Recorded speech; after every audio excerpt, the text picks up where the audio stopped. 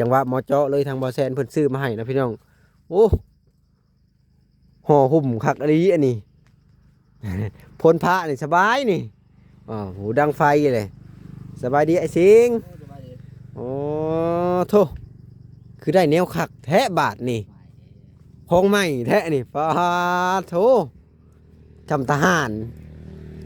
ใส่แนวลายๆเลยบ่แอนก็มีของมาฝากซื้อหมกม่วงกับนี่แหละข้าวกล้องข้าวพัดพอได้มาให้ทั้งเจ้ากินช่วงแรง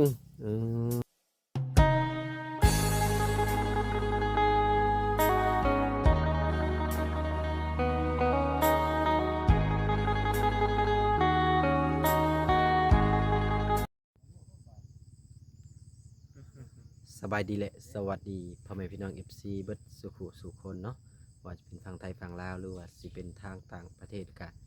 ยินดีต้อนรับเข้าสู่ช่อง YouTube บ่าวแอนสตูดิโอหรือว่า Facebook Fanpage บ่าวแอนอีกแล้วนะพี่น้องเนาะเสิร์ฟเปิดภาพมาตอนนี้ก็เป็นบรรยากาศยามแรงๆนะพี่น้องบรรยากาศ5 โมงแรกแล้วนะพี่น้องเนาะซึ่งเงินว่าตอนเที่ยงทางบ่าวแอนก็ได้เดินทางมาหาทางไอซิงเพิ่นนะพี่น้องก็พากันเก็บกวาดนะพี่น้องกระโปกกระป๋องอะไรสิ่งที่มันสกปรกก็ห้างก็กวาดไปก็จูดนะพี่น้องแล้วก็มั่งพากระแตะออกเนาะสิ่งใดที่มันขาดหรือว่าแพร่ต่างในทึงอันบนมุ้งอะไรพี่น้องเพราะมันขาดไปแล้วเพิ่นก็เลยมากนะพี่น้องกะบ่ฮู้ว่าสิมีแนวมุ้งหรือบ่นะพี่น้องเนาะซึ่งมาตอนนี้กะพอดีว่าบ่เอ็นก็ซื้อข้าวนะพี่น้องข้าวกล่องไม้เพิ่นแล้วก็ซื้อหมกม่วงเล็กๆน้อยๆอะไรนะพี่น้องเนาะซื้อได้ทำที่เฮามีนะพี่น้องเนาะเอาดิซึ่งมาก็โอ้เป็นทางทีมงานนะพี่น้องทางบ่อแซนเพิ่นพอดีก่อนเข้าไปทำพี่น้องเอ้ยซึ่งมาบัดนี้ก็หม้อเจาะแท้บ่เอ็นอนามัยไว้ทางบ่อแซนเพิ่นมากับพอดีนะพี่น้องซื้อแพตังมาพอดีเลยมากับกวบปึบมาโตสบายขึ้นอีกเนาะพี่น้องนี่เด้ก็ซื้อกับข้าวกับน้ำให้เพิ่นนะพี่น้องเนาะมีมะม่วงเนี่ยเห็นเพิ่นขายก็เลยซื้อมาแล้วก็เป็นข้าวกล่องพี่น้องข้าวกล่องนี่เนาะกลับมาทางบ่อแซนเพิ่นก่อนเนาะสบายดีพี่น้องพอดีว่าได้มาพ่อกันนะพี่น้องเนาะอากาศค่ำเนาะมื้อนี้เนาะแม่นมาค่ำเพราะว่ามันก็บ่ไกลจากบ้านบ่แอนปานใดนะก็เลยไปมาสะดวกสบายถือว่าใกล้สะดวกสบายอยู่มอเลยเนาะคือว่าโมโอเคอยู่บ่ใช่ก็สะดวกคือกันพี่น้องเอ้ยทางไปบางมาเนาะไปกันมามันก็สะดวกโอเคอยู่เนาะแต่ว่าที่เฮามามื้อนี้ก็ที่บ่ใช่ก็มามื้อนี้ก็นี่แหละชื่อแพบัตรมาให้เนาะหรือว่าแพตังอะไรไม่รู้ชื่อแพตังอะไรก็ชื่อที่อยู่ชื่อเต้นนะเต้นกลางแบบว่าเฮาเต้นกลางในเลยบ่ไหนแบบบ่แม่นมุ่งแล้วแบบปุ๊บมาได้มันเต้นแบบกลางให้เลยสินะเข้าไปส้นก็คือซุ่มนี่นะคล้ายไปว่าอันกวบเล็กน้อยฮะเนาะพูดถึงว่าพูดเนี่ยมันเป็นของผู้ใหญ่ได้นี่ซึ่งว่าเขานอนแบบมันสะดวกว่าซั่นซะทางเฮาก็ยุ่งในหลายที่ถือว่าตอบโจทย์ได้ถือว่าบ่แรงนี่คือยุ่งคือสิบ่กินนั่นหรอกบ่แรงนี่มีผ้าห่มหมอนหม้อนึ่งหม้อแกงอีหยังแล้วแบบครบบ่นะมื้อนี้น่ะยังเดือแต่ไฟโซล่าได้บ่มีมื้อนี้ขวดก็มีแล้วเรียบร้อยขวดก็มีแล้วหัวนึงข้าวก็มีเป็นถ้วยเป็นบวงน้ำทุกนึงถือว่าใครเนี่ยเนาะยุ่งหลายพี่น้องเอ้ยถือว่าอย่าครบมาแล้วก็ถือว่าโอเคก็บอกแล้วอยู่ว่าช่วงนี้ก็แล้วก็อยู่นี่ก้อนแบบบ่พาไปไสว่าน่ะนะแบบว่าบางเทื่อมีผู้คนมาหาแล้วพอได้แม่ทางทีมงานเฮานี่แหละเนาะเข้ามาแน่นอนมีผู้มีคนก็หลายๆช่องผู้ใดจะเข้ามาก็เข้ามาโลดแม่เข้ามาได้นะพี่น้องทางเฮาก็บ่ได้ว่าหลายคนหลายซอยกันที่จริงๆแน่ๆแล้วเฮาน่ะอยากคือตอนนี้น่ะบ่แทนขึ้นนะว่าอยากชื่ออยากได้ดินในเพิ่นแต่ว่ายังบ่ได้มีงบเลยแต่ว่าคิดไว้ว่าอยากชื่อดินในเพิ่นน่ะนะวางแผนไว้แต่ว่างบนี่ยังบ่มีแต่ว่าเขาคิดว่าแต่ว่าเขาสิว่าบ่สนใจกันนี่มันก็บ่ที่เรานี่เป็นดินเพิ่นครับน้องดินเพิ่นบางทีเพิ่นมีงบประมาณเฮ็ดนั่นเฮ็ดนี่เนาะทั้งอ้ายแล้วก็สิได้ปบไปบ่อื่นเนาะอันนี้คือเฮาน่ะซื้อของอยู่ของนอนเนี่ยว่าเพราะว่าให้เพิ่นได้ชนเช่าไปก่อนที่น่ะให้เพิ่นได้อาศัยไปก่อนชนเช่าไปก่อนพอมีหมู่อยู่ของเช่าไปก่อนแต่ว่าทราบสมมุติว่าเฮามีงบมีหยังแหละแต่ว่าทางผู้ใหญ่เพิ่นจะซอยเรื่องตอนนะครับมันต้องกันนะหลายผู้หลายคนซอยกันคนละพัน2,000ไปเนาะพี่น้องเล็กผู้น้อยไปเลยครับบ่ได้เฮาก็สิถามที่ถามทางมองไหนมีที่เพิ่นบ่อยากขายราคาบ่แพงราคาบ่เกินไปเฮาก็ประมาณ 10กว่าล้านไปสิเนาะบ่พัง หรือว่าประมาณที่ก็บ่ต้องกว้างปานใดดอกเอาประมาณจัก10คูณ15นี่ก็ก็โอเคแล้วเนาะ โอเคเนาะ 10คูณ15หรือว่าก็ประมาณนี้ก็น่าจะพออยู่นะ10คูณ15เนาะ โดย พวกเติมสำหรับอ้ายเพิ่น 10 นะ คูณ15กับประมาณบ้านๆกับบ้านไอ้แก้วเนาะบ้านน้องอเบยเนาะบ้านๆนั่นเนาะ แม่นก็ประมาณนี้มันก็โอเคอยู่พอได้เพิ่นอยู่นะคำว่าราคามันบ่แพงก็เฮาก็สมทบกันพอได้กัน โดย ซื้อให้เพิ่นน่ะนะ ยุ่งก็หลายเลย เพราะฉะนั้นเชื่อว่าเคสนี้นะถือว่านั่นอยู่พี่น้อง นับ เพิ่น นั ก็ บ สมควร นับ เติบ สุด เนาะถึงเราสิบ่ว่าบ่ป่าแล้วก็แต่ว่าเพิ่นเคยอยู่ของคนแบบซี่นะแต่เฮามาเห็นนั่นก็สงสาร FC ก็ให้ความสนใจหลายแล้วก็อยากให้มีผู้ใหญ่ซอยเพิ่นอยู่ โดย พี่น้องก็รุ่นเบิ่งนํกันนั่นแหละเนาะ ว่าสิเป็นจังไดเนาะ ติดตามเบิ่งนํกันพี่น้องว่าสิเป็นจังไดคือเฮามามื้อนี้ก็ซอยเท่าที่ซอยได้เนาะ โดยก็คือบ่แม่นมาตอนเที่ยงก็ซอยก็ทำที่ซอยได้คือเจ้าเฮ็ดนั่นแหละเจ้ามาก็ แม่น มีแต่ว่าอนามัยตามอันนี้แหละแบบว่าเฮาก็มั่งอันนี้ไว้ท่าเพราะ ๆ ว่า เช่นว่าอยู่มาโลดเอ้าต่างเก่าสิได้บาทนี่ว่าไป มาก็โอ้เห็นเป็นเงาตัวบักใหญ่หนึง เออ งอก้นใส่ปลาตู้ว่า มันเงาเนาะ เฮ็ดให้นี่มันนอนบ่หลับบ่คืน เนาะคือสิโอเคแหละบัดนี้เพิ่นเป็นเด้ซื้อผ้าซื้อมีดซื้อเสียมไม้เพิ่นน่ะอนามัยกับไม่ขวดแน่ไม่ขวดแข็งนั่นแหละปัดให้มันอันใดที่ว่ามันเป็นขวดน้ำพยางแล้วก็จูดนะ นี่เป็นกะทินะพี่ แร น้อง งเลยว่ามันจังนั้นไล่ยุงไล่ยุงไล่นะ เป็นเพิ่นว่าโอ้ยจุดไรยุงดีเลยเพิ่นว่าก็ทำบ่เอ็นก็อนามัยท่าเนาะเพราะว่าทำบ่เอ็นก็อนามัยท่าแบบว่าท่าบ่เทมมานะเพราะว่าทางเฮาบ่มีงบบางทีทางบ่ใช้มีงบเฮาก็อนามัยท่าก็มาก็ให้เจ้าจัดการว่าสิจัดการจังได๋หันนะพอดีแหละเนาะก็หมอเจาะเลย พอดีเลยอย่าว่าคือว่าเจ้าบ่เมียนกะ พูดมากเนาะ เมียนได้มากบ่ได้ทำความสะอาดนี่มาแล้วก็พรึบใส่อภัยตังใส่เลยนะ เคยคิดว่าเจ้าสิเข้ามาตั้งแต่ถึงเที่ยงคอยก็มาท่าเจ้ามาท่าในนี่ก็ พอดีว่ามีเวียกอยู่เฮือนแน่นะก็เลยแล่นกลับไปกลับมาซื้อเครื่องเข้าเฮือนนำแน่ก็เลยมาซ่าแน่พี่น้องเนาะ เพราะว่าเห็นแม่เพจเป็นคอมเมนต์ว่าโอ้ให้บ่ให้ลูกแอนท่าอยู่หั่นแหละเพิ่นว่าทางลูกแซนที่เข้ามาพอดีแหละพอกันที่เพิ่นว่าก็เข้ามาเอ้าไปทางใดเด้ว่ะ พอดีว่า2:00นพอใจกันหากมื้อนี่ก็อาจจะเช้าอยู่ก็สิลงเส้นนั่นมื้อนี่สิไปซื้อเตียงแล้วขึ้นมานี่เลยสอนมาพี่เลยมื้อนี่นะ โดย อ่า ก็บ่เอ็นจะคาว่ามื้อได้ขึ้นไปหาน้องเบยอันอยากติดรถไปนํเพราะว่ามีผู้ใหญ่ฝากเงินมาให้300,000นี่นะ ก็ยังอยู่เด้อบ่แอนเด้อเพราะว่าทางบ่แซนเองก็บ่ได้มีงบหยังเด้ ก็ คือตอนนี้ อันนี้แหละบ่เอ็นก็บ่ได้มีงบแบบว่าเฮาก็บ่ได้รับเรื่องทำงานหั้นนะก็เลย ถ้าว่าไปหันได้บ่นะเบียงก็ได้อยู่ เพราะว่าเวียกที่ว่าเพิ่นนั่นก็เอาเครื่องเอาหยังให้เพิ่นก็เรียบร้อยไปแล้วนะคือเฮาก็บ่ได้มีเวียกกับเพิ่นคำว่าเฮามีเวียกเฮาก็จังสิไปอยู่นะ โดยก็ เพราะมันไกลเด้ ไกลแฮงบ่ นึ เอ็น ง ก็ ว่า ยังยอม นึงว่าไกลแล้วก็ทาง นี่ มันก็ถือว่าชุดโหดอยู่ โหดสุดๆเนาะพี่น้องเนาะ แบบทางโอยๆไปจนฮอดพุ่นแหละพี่น้องเอ้ย คือบ่เอ็นยังขี่รถจักรคือกินแล้วเนาะ โอ้โห ตากลมไป3ชั่วโมงบ่ได้กี่ฮอดนี่ ก็เฮาก็คันว่ามีเวียกมีงานไปเฮาก็ไปก็บ่ได้ว่าก็บ่ได้ปฏิเสธจังได๋ดอกเฮาก็ โดย ถ้าว่าเวียกงานมาเฮาก็ไปถ้าว่าบ่มีเวียกหยังก็ถ้าว่าบ่จำเป็นเฮาก็บ่อยากเข้าไปปานใดก็ มันเอาง่ายตรงๆก็คือเส้นทางอันใดเฮ็ดให้เฮามันแบบถ้าว่ามีเวียกก็ไปหั่นนะก็บ่ได้ติดถ้าบ่ได้ใช้เฮาก็ไปคือเก่า ก็คือแบบนี้แหละพี่น้องมันก็เงินก็ถ้าถามว่าหลายบ่ก็มันก็บ่หลายปานใดนะมันก็เล็กๆน้อย เด้อบ่แสนจับเบิ่งนี่จากบ้านบ่แสนจับทางหน้าทางบ้านทุ่งโจยนะบ้านทุ่งโจยฮอดเฮือนบ่แสนปั๊บนะผู้ดี95กิโล บัด สมมุติว่าจากนี่ลืมจักออกมาจากบ้านเอาได้นี่น่ะกับผู้ดี100นะ100ผู้ดีจากเฮือนบ่แสนไปหาบ้านทุ่งโจย100ลักวันนี้จากเฮือนทุ่งโจยไปหาอันหม่องอันไอ้แก้วอยู่บัดนี้มันก็ประมาณ30 ปลายไปแล้ว 30กว่าลัก ก็ตกอยู่มัน100ปลายเนาะ 130กลับมาอีก260 นี่แหละก็คือบ่แอนก็แล่นมาถึงกันเนาะโอ้ก็ประมาณนี้แหละพี่น้องเนาะแต่ว่า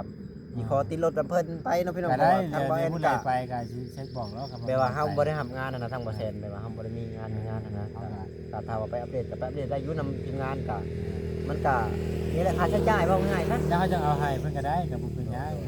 เอาครับมันบ่พาวหยังกันคือว่าใช่ก็บ่ได้ก็เวียก็มันยังบ่ได้เข้าขั้นตอนที่เฮาสิไปอ่ะนะ โดย แล้วเฮาก็มาทางอ้ายเพิ่นก่อนคือตอนนี้ก็นักชุดก็คือนี่แหละเร่งให้อยากซอยทางอ้ายเพิ่นนี่แหละก่อน นี่เพิ่นก็อยากให้ซอยถือว่า เพราะทางนั้นก็ถือว่าทางผู้ใหญ่เพิ่นก็เข้าหลายอยู่ทางสมบุญแน่ก็ หลายคู่หลายคนอยู่ทางนั้นก็ ทางบ่พรบ่ล่าเนาะหลายๆทางบ่สัญญาเนาะพี่น้องเนาะ หลายอยู่พี่น้องเนาะ คือมื้ออื่นนี่บ่แม่นก็ย่านจะบ่ได้เข้ามาบ่จักเมื่อไถนาก่อนไถนาก่อนมื้อวานนี่ก็ไถนาว่านนี่ก็ได้ โอ้ นี่ก็สิไถนาวันที่ก็เข้ามาแต่เช้าก็อาจจะเมื่อ เช้า เนาะ เนาะเข้ามานี่เอาแต่เข้ามามื้อประมาณมาฮอดก็ประมาณช่วงตอน10 โมงได้ว่า10 โมงอีกอาจจะบ่ได้เอาฮอดว่าเที่ยงว่าซั่นจ้ะว่าเป็นเที่ยงซะเนาะเพื่อนนั่น ก็ท่านก็เอาเข้าวมาให้เพิ่นเด้อ โอเค ที่ว่าซื้อนี่แหละข้าวกล้องมาให้เพิ่นกับซื้อมะม่วงมาเล็กๆน้อยๆพอได้มาต้อนเพิ่น โดย กับหาเพิ่นก่อน สู้ๆว่าแอน โดย เนาะ โดย โดยที่ตามร่วมกันนั่นแหละพี่น้องเอ้ย เข้าไปหาทั้งอ้ายแล้วก่อนเนาะพี่น้องเนาะ โดย พี่น้องเอ้ยเอาของต้อนของฝากเข้าไปให้เพิ่นก่อนป้าโธ่ก็คักแล้วมาบัดนี้พี่น้องเนาะได้จังหวะเหมาะเจาะเลยทางบ่แซนเพิ่นซื้อมาให้นะพี่น้องโอ้ห่อหุ้มคักอันนี้อันนี้ พ้นพระนี่สบายนี่หูดังไฟเลยสบายดีไอ้สิงโอ้โธ่คือได้แนวคักแท้บาทนี่พองใหม่แท้นี่ป้าโธ่จำทหารใส่แนวลายๆเลยบางอันก็มีของมาฝากซื้อหมกม่วงกับนี่แหละข้าวกล้องข้าวพัดพอได้มาให้ทั้งเจ้ากินช่วงแรงๆคนเครื่องคนคลองมาเรียบร้อยเนาะโอ้โธ่มียังแหน่นี่ปืนให้เบิ่งดูบ่แซนบ่ซื้อมานะคือจังว่าคักแท้นี่ พี่น้องเอ้ยนอนมันอยู่บ่รับคักมันยังบ่มื้อแรงนี่บ่ได้ไล่ยุงเลยเนาะโอ้โธ่ปลาคักพี่น้องโอ้มีผ้าห่มมีหมอนมันก็คักตัวนี่ถ้าว่ายามมันร้อนก็ฮีตแต่ตัวนี้ก็ได้ยามนอนนี่ตัวนี้เปิดออกก็ได้โอ้คักเครื่องคองก็คนมาพี่เบิดแล้วเนาะพอดีได้จังหวะหมอเจาะเลยทางชุมเฮาก็อนามัยไว้พอดีเนาะโอ้มากับเพิ่นก็แปลงเล็กๆน้อยๆเนาะแล้วก็เอานี่มาปกคือว่าโอ้คักเห็ดหยังกินนี่คือว่าเห็ดอยู่เห็ดกินบ่ลวกมีโอ้ลวกมีไผไม่หม้อบ่นี่นะ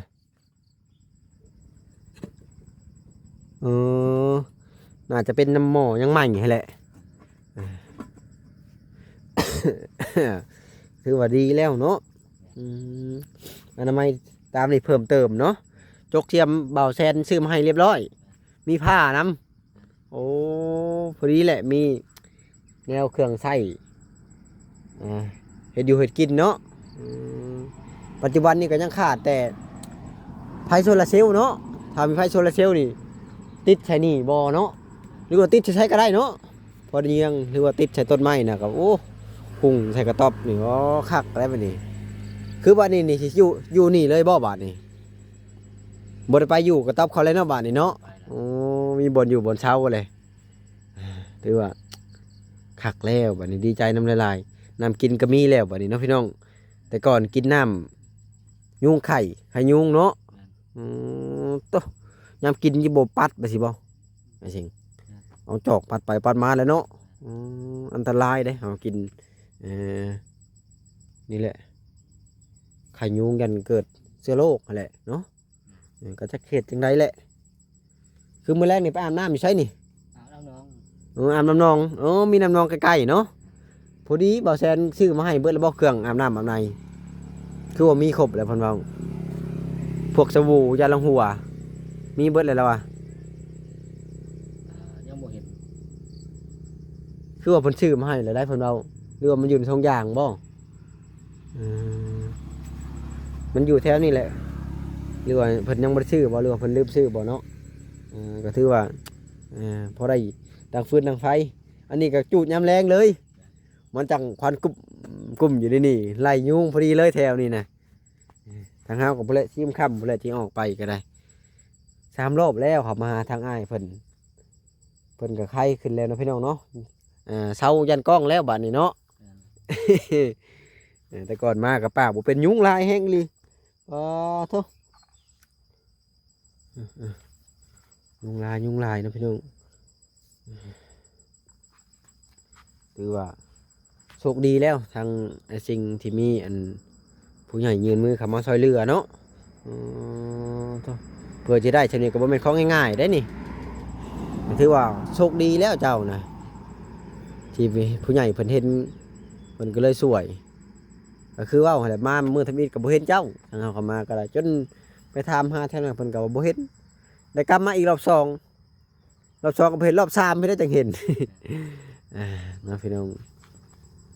บรรยากาศก็ค่อยคำลงแรกแล้วจากต้นไม้อีหยังอันนี้ต้นหมากลำไยบ่ต้นอีหยังอันนี้ถ้ามันจะคือต้นหมากลำไยแท้นี่นี่เด้สัพพิสังสะนี่บ่แม่นจะละหัวบ่นี่มีหยังอันนี้คนตีเล็กตะปูเนาะพอดีแหละเพิ่นตอกแล้วบ่นี่หรือว่ามัดเอาผ้าก็มีแล้วเนาะบัดนี้ถือว่าพอได้ใช้เลยเนาะพี่น้องบัดนี้ก็ถ้าว่าอันนี้ถ้าว่าเฮาสิทางพัดมันบ่แม่นดินของเฮาเนาะเย็นเป็นว่าเฮาก็มีแต่อันละไม้เล็กๆน้อยแถวนี้แหละจูดแถวนี้ให้มันแป้นมันก็จะได้สะอาดสะอ้านเวลาที่เฮามาหรือว่าทางทีมงานเฮามาบางทีมีผู้ใหญ่ใจดีเพิ่นเดินทางมาเบิ่งนั่นแหละคือมื้อแรกนี่ก็อาบน้ำเนาะสระผมวีผมFC ก็โอ้บ่าวจริงนี่แต่งตัวนี่หล่อแล้วเพิ่นว่าคือตัดผมนี่เฮาก็บ่ได้มาขับเด้อพี่น้องด้วยความหมักของไผของมันเนาะแต่ว่าบางคนเพิ่นก็มักผมยาวบ่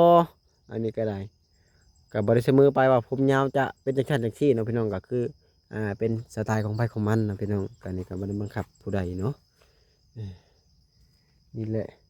วันอยู่บนเช้าก็มื้ออื่นเช้านี่นึ่งข้าวกินเองเลยบ่เพราะว่าหวดก็มีเลยมีแต่คู่มาข้าวจอกเอามาบ่แต่ผม นั่นของเขาเจ้าเลย ของเจ้าบ่นั่นน่ะแต่ก็ทั้ง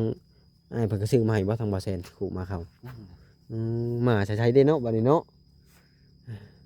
คือมื้อเช้านี่เพิ่นเกือบหุงข้าวเหนียว นี่มาชะหม้อนี่ก็ได้นี่เจ้ากินแล้วก็มาซะนี่แต่ว่าน้ำก็ถ้าว่าเฮานึ่งข้าวก็ไปหิวเอาในนี่ได้บ่ในชวนเพิ่นน่ะอันในบ่อนน้ำสร้างเพิ่นโยกอะเด้มันจังสะอาดเฮานึ่งข้าวถ้าว่าเฮาอาบน้ำนี่ก็อาบน้ำได้อยู่น้ำหนองนี่แต่เฮานึ่งข้าวนึ่งน้ำมันก็บ่คักปานใดน้ำมันบ่แม่นน้ำก๊อกนะมันอยากขุ่นถ้าว่าไปหิวเอาอยู่พวกก็โอ้ถือว่าดีอยู่คักเนาะพี่น้องเนาะก็ประมาณนี้เนาะพี่น้องเนาะก็บ่รบกวนเพิ่นก่อนก็สิอันนี้เล็กๆน้อยๆเนาะก็จังหน่อยก็จะกลับเลยพี่น้องเนาะสบายดีไอ้สิงนะพี่น้องเนาะโอ้ก็ถือว่าหักอยู่นะพี่น้องไปตังนี่ก็โอ้นาคักผลมาผลบัดนี้ซะพระเป็นพระพระอะไรก็เข้าบ่ได้นะพี่น้องผลบัดนี้โอ้คัก โอ้ทางเพิ่นก็ผูกไว้คักอันนี้ได้พี่น้องเอ้ยแน่นนาดีเนาะฮะบ่ได้แทงเนี่ย โอ้มีกระป๋องใส่อีกโอ้คักพี่น้องบ่ได้คิดว่ามันสิชอดนะพี่น้องพี่มันใส่เบิดทุกอันเลยเวลาลมพัดมันกับปุ๊บมันก็อยู่ในนี่เลยเนาะแทงชอดเลยถือว่าโอ้รอบครอบดีทางบ่าวแซนเพิ่นก็ได้สมที่เป็นทางอ้ายใหญ่เพิ่นเนาะเพิ่นฮู้จักแล้วนะพี่น้องเพิ่นเฮ็ดคลิปมาหลายปีแล้วเพิ่นฮู้จักเบิดคักเนาะก็ประมาณนี้นะพี่น้องเนาะสำหรับคลิปนี้ก็บ่มีหยังหลายเนาะก็เวลาก็ค่อยค่ำลงแรงแล้วโอ้แว่นไผเด้นี่เนาะโอ้เป็นบ่แชร์ได้ล่ะเขาใหญ่ไทยแล้วบาทนี่เขาได้เก็บแล้วบาทนี่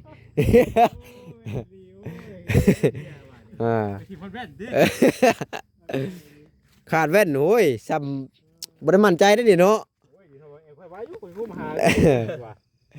สบายดีเด้อบาซาลีเด้อขอบใจอะไรเก็บมาให้พี่น้องเอ้ยไปจังได๋ก็สิกลับเด้อสิเข้าไปหาเพิ่นให้ได้นิดหน่อยนี่แหละเนาะพี่น้องบรรยากาศอันแรงๆโอ้กลมกลืนแฮงบรรยากาศเย็นสวนอ้อยเนาะพี่น้องผู้โอ้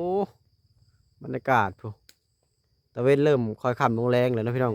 เอ้าพี่น้องเอ้ยสำหรับคลิปนี้ก็บ่มีหยังหลายก็ เอาไว้พอกันอีพีหน้าหรือว่าคลิปหน้าคลิปไหนนะพี่น้องจังว่ากันใหม่เนาะสำหรับคลิปนี้ก็จะขอตัวจบคลิปเนาะจะได้ก็ฝากไว้ให้พี่น้องซีเบิดสุขสู่คนเนาะเป็นกำลังใจให้บ่เอ็นเนาะแต่ว่าคนใดเข้ามารับชมคลิปก็มีแต่ความสุขกายสุขใจเด้อพี่น้องเด้ออยู่ดีมีแฮงความเจ็บบ่ให้ได้ความไข้บ่มีให้เลยไปก่อนพี่น้องสบายดีแหละสวัสดี